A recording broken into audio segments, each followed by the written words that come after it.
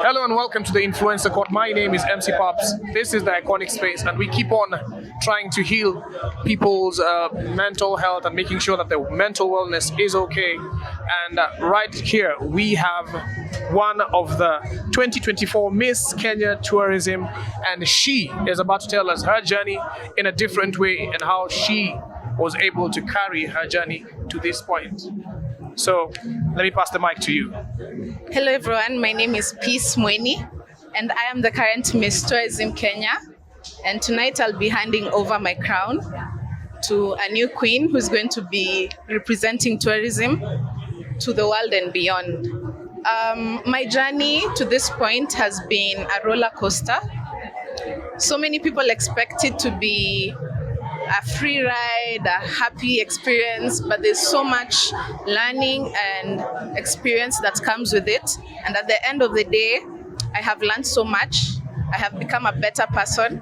I have gotten exposed to new information. I have gotten exposed to new people, new places, and it has definitely been a building experience for me. Okay, so when you say you've grown, you've seen. Can you be a little bit specific with the growth that you're talking about? Because I'm sure a lot of people want to know which growth is this. Ni mandege alipanda, ni vitabu alipewa asome. Which kind of growth? Yeah. So the tourism journey for me starts at the beginning of the crowning. You go outside and represent your country in the international competition. I personally went to Malaysia. And while there, I met queens from other countries, and then you get to exchange cultures, traditions, behaviors. You get to understand how the world works in a different perspective, because that exposure is usually really important. Apart from that, I get to sit in big tables with ministers, with principal secretaries, with governors, and I got to bring my ideas, the things that I've wanted to do over the years into the table, and seeing how a crown like this creates opportunities for you. Apart from that, I have gotten to do a lot of CSR, meeting new people, going to children homes, tourism places where we get to boost our culture as a country. And all that just culminates into growth as an individual. What have you done with your title that you proudly can say that has healed a lot of people and has given back to the community? You can say, this is my baby, this is my project, I've done this and this and this. I have started my company called Crown Posterity, which began as an inspiration after I was crowned. Crown Posterity is a pageant and talent innovation academy, and after experiencing tourism, it is also a global and earth wellness institution where I get to boost tourism for my country and beyond, and support marginalized communities like the Maasai women who make beads and those attires. We get to expose them to the world, and they can sell their products, and they can they can continue to expose our culture. So do you have a platform where they have you taken the products to different countries? Do you have a place whereby they come and display? How do you come and say, okay, you come, let me see your products, let me put your products here and all that? Continue, it's okay.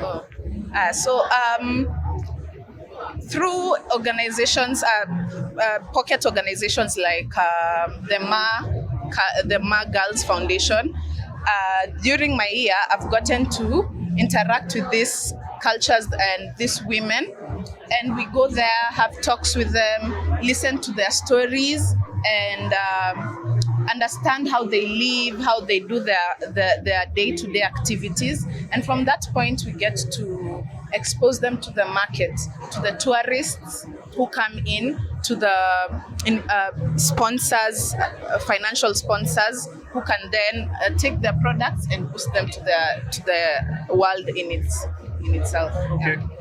In a space whereby someone has passed in front of your interview, What do you tell them? I'm really tempted to say why between my interview you're passing around. But as a queen, supposed to maintain your composure And act like nothing has happened. No, not act like nothing has happened. Maintain your composure and handle it away from the camera. Okay. Yeah. So, competing on such a big stage can be mentally draining. You understand? So, what moments in your journey tested your resilience? And how were you able to heal? I think one of the moments I remember the most has to be when I went to Malaysia. And we are used to competing here in the country. The competition is not that stiff, it's between our fellow Africans, in a racist world. And then you go out there and you're so many to begin with, so many countries, and it makes you feel so inferior and you actually feel invisible. But one thing I have learned is the little things matter, and the small things that you do, even if they are not recognized at the moment, eventually the world will come to see it. As a queen, when you say racist country, what do you mean? What did they do, or what do you know about the history that makes you know and say for a fact this is a racist country? I'm not saying like particularly that there was racism at the competition, but we are in a world that experiences that. And you will go to a country and you will meet people who don't appreciate your skin color, don't appreciate your body type, don't appreciate and your height, things that really matter in the beauty industry, and the sort of like worldly ratings that they have set for what beauty means. So I learned to define beauty for myself, because when you let people define it for you, they will most definitely make you feel bad about yourself. In Kenya, we band. Yeah, and you go there and you meet very beautiful girls, extremely beautiful. But when you understand that this competition is not just about beauty, it's about character and what you push for as a person, then you gain the confidence to represent your country to the best of your ability and with the confidence that is required. Whoa, okay.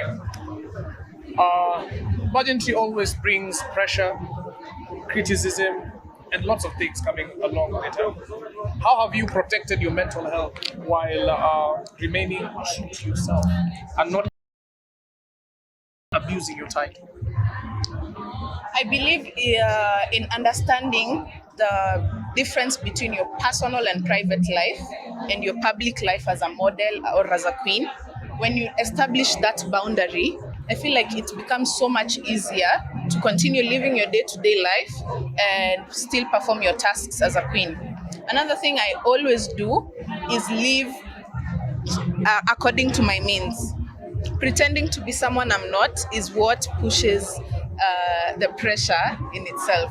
So trying to live in, Westlands and driving the best car and the best phone is pressure that we have decided to put on ourselves that is genuinely just a social construct. But when you live according to your means and live true and be yourself, I feel like all these other pressures will not affect you.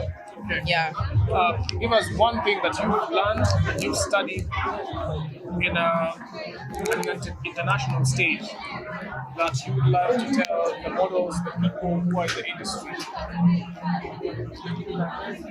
One thing I've learned is exposure is important. You don't know how much is there to learn until you actually experience it.